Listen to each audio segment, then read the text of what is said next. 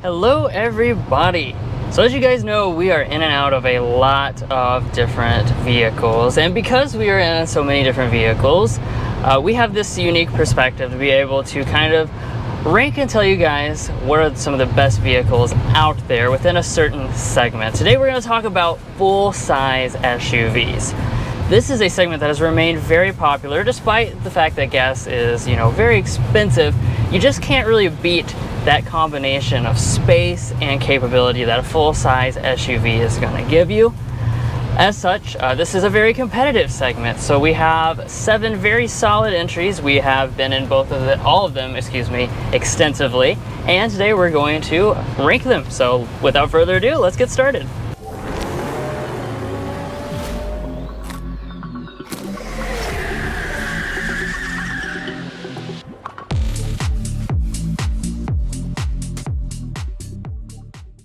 Now I did misspeak, there's not 7, there's actually 6 of them. Nevertheless, we're going to start with number 6, so take us away, Mason. So number 6 is going to be the Nissan Armada. Now, this vehicle is one of the most affordable in the entire segment. So that's probably the thing that I think you will appreciate the most about this vehicle, is that you can go to your local Nissan dealer, get one fully loaded out for a lot less money than the competition, and heck, you might even be able to get some discounts with it. And it still does have a lot of the same fundamental aspects of the other models, like being able to tow. It has pretty good technology now that it's gotten a refresh. So really a lot to like here, and a very good value for the segment.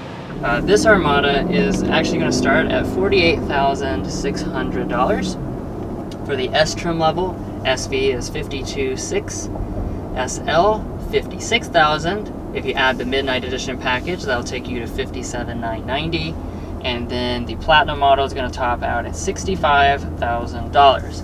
Now heading into our 5th place, that's going to be the all-new Toyota Sequoia. So this is a fully redesigned model. There was an old one that was on sale for a very, very long time. It is finally redesigned, and there's just a ton of things to really like about this new Sequoia. Big thing is going to be the styling. You're going to have a hybrid max powertrain, which gives you a twin turbo V6 and a hybrid system. Great power, great fuel economy as well for a vehicle as big as that is, of course. And it's really, like I said, just a lot to like about it with the luxury and things like that. The problem is, and the reason it's in this position, is because it is lacking an independent rear suspension, which is going to compromise its third row space as well as its cargo space compared to the other things that you're going to see coming up later on in this list.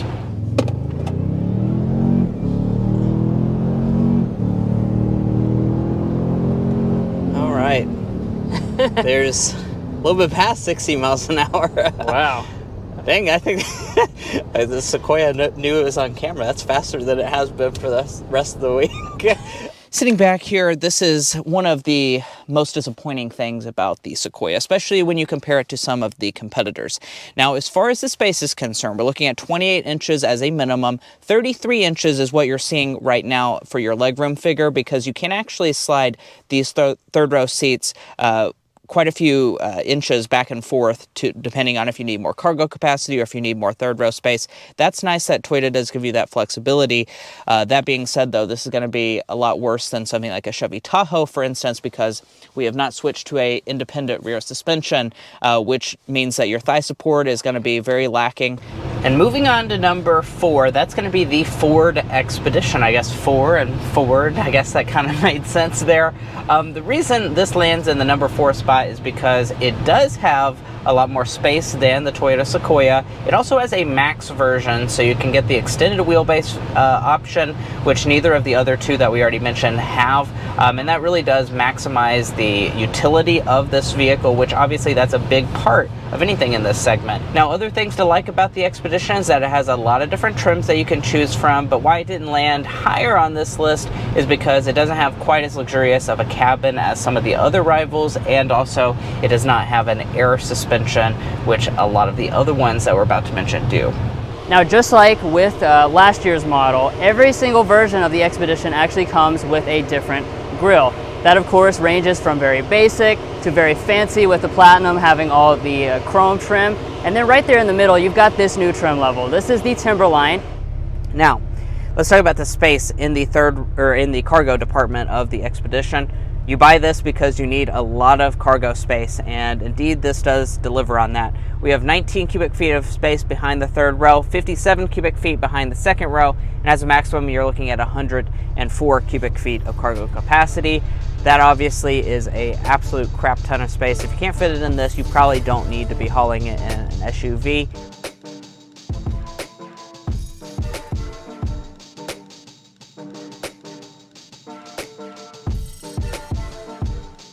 Alright, this is where things start to get real. We're moving into the top 3 products in the segment.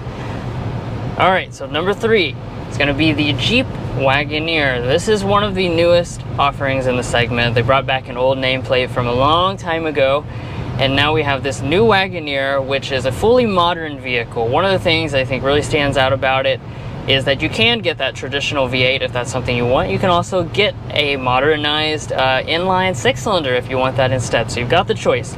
You also have a lot of technology. It really stands out. You have things like the passenger screen. That's something that nothing else in the segment is going to offer you. Plus you now have both standard wheelbase and extended wheelbase options depending on what amount of space you need. So it really covers all the needs that you probably have when you're shopping in this segment. Okay, so now we're here with our main display. This is a 10.1 inch display. It is standard, and we're running the brand new Uconnect 5.0 system. So as you've probably seen in some of our past videos, this system does have quite a few advantages over the previous Uconnect system. Mainly the fact that it's just a lot faster performance.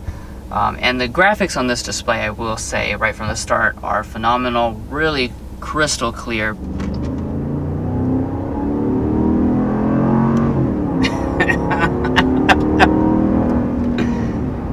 And that was a quick acceleration up to a little over 60 miles an hour with this 2022 Wagoneer. Very impressive. Sounds so good. Yeah, that sound is really nice. No replacement for displacement, as they say. And number 2 on this list, drum roll please, is going to be the Chevy Tahoe / Suburban.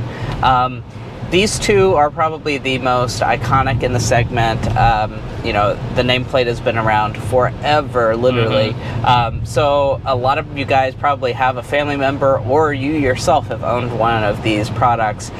They are just so good all around. The technology is impressive. You have a ton of space. They're riding on their independent suspension, so you have an amazing third row with tons of leg room, lots of comfort. Additionally, you have a ton of cargo capacity, and that's just in the regular version. You can get the Suburban as well that extends that out even more. So there is just so much to like. You have optional V8 powertrains as well. And a diesel. Yep. So, I mean, there's really something for everyone when it comes to the Tahoe. We have a really nice third row. As with really any of these new GM SUVs, since they went to that independent rear suspension, you have so much space and comfort. We're looking at 34.9 inches of legroom, a little over 38 inches of headroom for the third row. This seat is slid all the way back, as you saw earlier. I still have just a tiny bit of space to wiggle my knees around. My feet can also slide up under the seat, so this is actually very comfortable. You can also slide this forward if you want more space. And as far as the space is concerned, this is why you buy the Suburban, is because you can have all 3 rows up and still have 44 cubic feet of space back here. That's just an absurd amount of space in the Suburban. If you fold them down, you're gonna have 94 cubic feet, and then as a maximum, you have 145 cubic feet, making this literally one step below a school bus. I'm pretty sure this is the most space you can get in any production vehicle.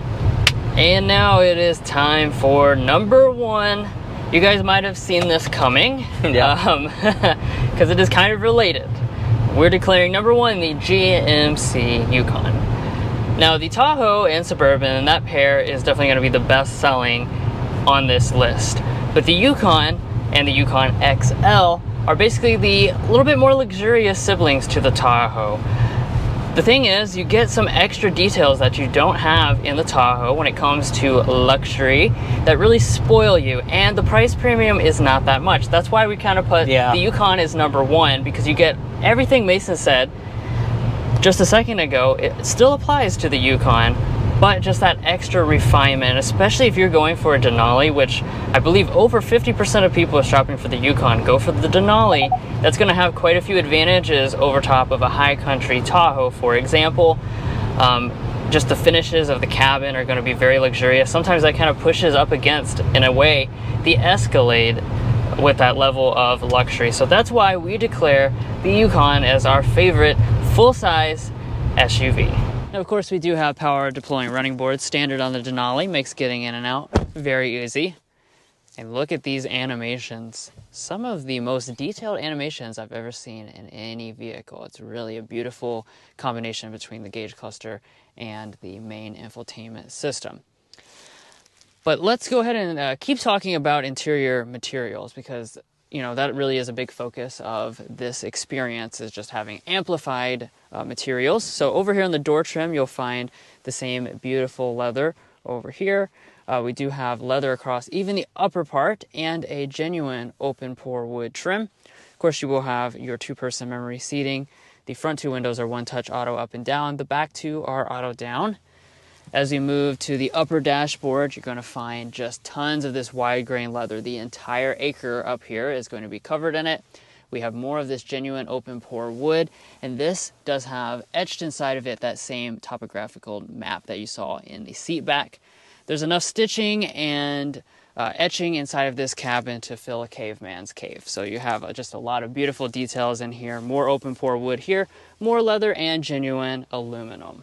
And guys, that's where we're going to leave off on this video. Now, of course, our job gives us the unique opportunity to be behind the wheel of all of these products, sample them out very extensively.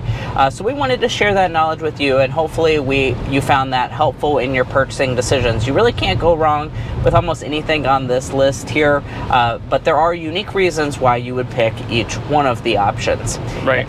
And of course, each one of these vehicles does have a corresponding full review if you want to really dig into the details, learn all about these products on a very, very detailed basis.